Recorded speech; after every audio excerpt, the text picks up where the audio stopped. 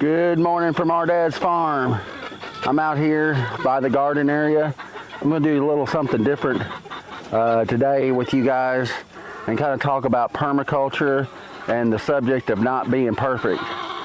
So first thing I got to do is I have an escaped chicken, Henny Penny, who's one of our oldest chickens that we have. She has escaped her coop, so let me go find her. Henny,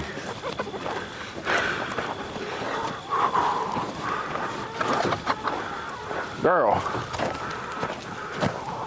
and left the door open, so hi.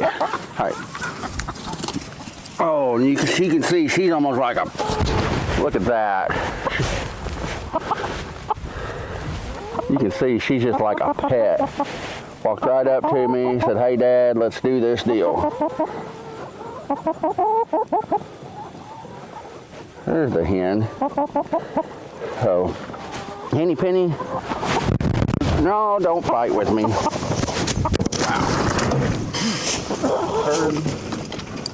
Henny, no. Henny, you walked right up to me, man.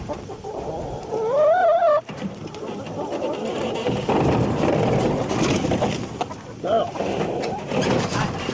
Take it.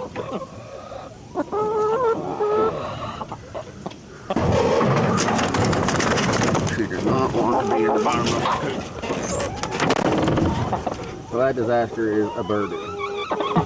I wanted to do something just a little different with you. I wanted to talk to you about lessons from the garden area, or lessons from farming, or permaculture, or whatever we decide to call this and all. But I want to kind of give you a piece of some of my philosophy of what I do. You know, I've been a project manager for several years.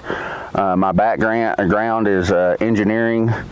I was a pastor for several years. I'm in the ministry again now as assistant pastor. And I know that a lot of times with projects and everything, we can get sidetracked or too detailed or aiming for the moon, that we never achieve anything. It creates a kind of a roadblock for us and everything. Most of our roadblocks in life happen right up here. They're right here in your mind and everything. So what I want to talk to you today was about not being perfect. And I'm sitting here with one of my favorite pieces of equipment, Old Virginia. Old Virginia is not perfect. She's perfect for us. She is extremely functional. She does everything we want her to do and more. But she's a 1982 Ford pickup truck. I can sit in the floorboard. I can sit in the cab, look through the floorboard, and see the ground. That's how much rust she has and everything. My son got overzealous one day, and he decided to clean the tires and paint the rims white. So people are going, "Oh, you got a new set of tires." And I'm like, "Yeah, okay." No, they just been cleaned up. Nothing new about my tires on Old Virginia. But you know, Old Virginia is an example of having a truck and not having a truck. That's the difference. I bought her for $900 out of East St. Louis at an auction, sight unseen. All I had was the auctioneers telling me that they drove it there to the auction house. That was it. So me and Christina, we arrived, and Christina figured we was going to break down. I kind of had it in the back of my mind we were going to break down. I was worried because the gas hand didn't work. Didn't have our plates or anything like that yet. So we drove her from East St. Louis all the way here. It took us about an hour and a half, maybe two, just kind of back roading it and taking it easy with her. But she made it all the way here, and she has done fantastic. We named her after her former owner, Virginia, and I think she's just done great. We have a lot of fun. It's almost like the truck has become a part of the family. There's a history there, and we love the horn and everything about her. You know, it's just a fun truck to have on the farm.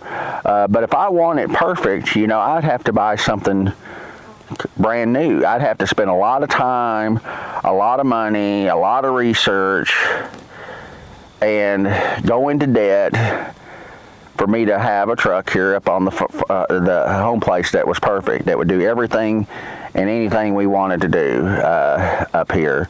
And you know, I just didn't have the time or the money or the resources to do that. I could probably gone out and got me a loan for $60,000, $70,000, $80,000 and bought a truck for up here. But I just couldn't do it. This truck does everything that we need it to do and all. Maybe later on, if we get cattle trailers or something like that, then we're going to need a bigger truck. So that's one of the things, you know, in this deal of permaculture, you've got to make this decision whether to have it or not have it, whether to do it or not do it. And it's that way with a lot of things on the farm. There's a lot of things just on the farm that's just not going to be perfect. And it's the difference between having it and not having it. Because perfect takes a lot of time, resources, energy, money.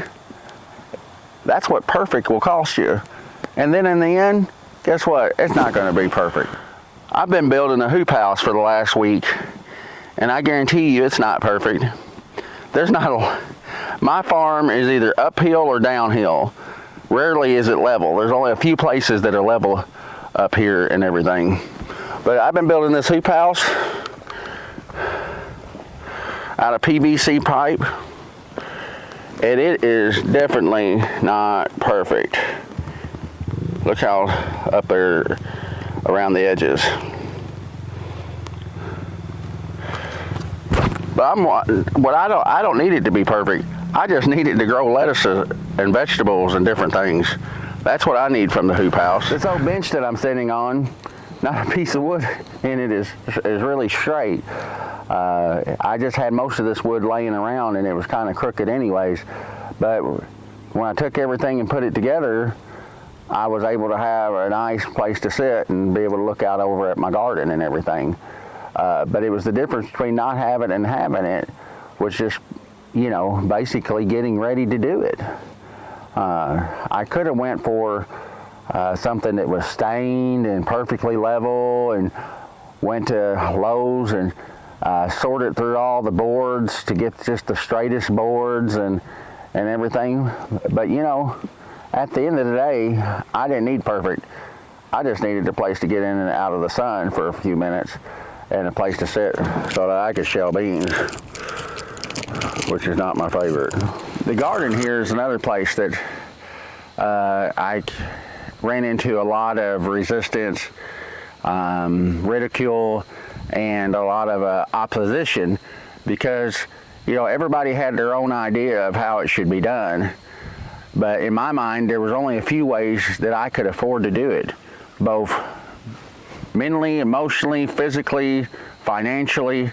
I had to do it within my means, and nobody else knew those except for me and Chris.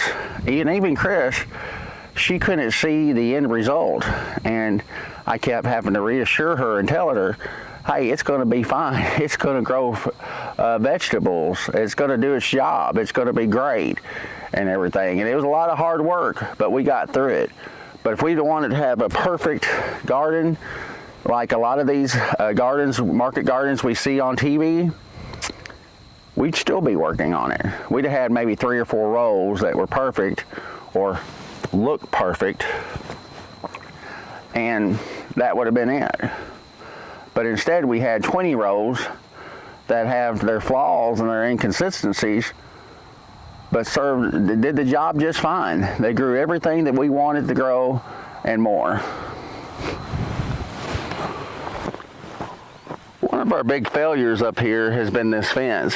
I done my research and thought I had all the details and all the reasons it would work, but it didn't work. I bought this deer fencing. It's supposed to be looks like kind of like a netting and everything, and I put it up and everything, but the deer just pulled it down and knocked it over. So a lot of time and money was spent on this, and it failed. But that's okay, because you see those fence posts? This time next year, they're gonna have electric fence on them. And I'm sure that'll be a shocking experience. At the end of the day, when it comes to this permaculture, it's about functionality and your own goals for yourself, for your family, for your community, for your faith. And reaching those goals is a part of the fun, a part of the journey, and everything. Look like my hair is kind of, as a part of the journey and part of the fun and everything. I think that's the great thing about being in this and doing this on the farm, is I get to be creative, I get to be an engineer, I get to be a project manager, I get to be the team member, I get to be everything up here and all. I'm the complaint department, and I'm also the one that complains and all. And at the end of the day, me and Chris are the only ones that have to live with it, and the kids too, but they don't pay much attention to any of it. So it's mine and Chris's deal.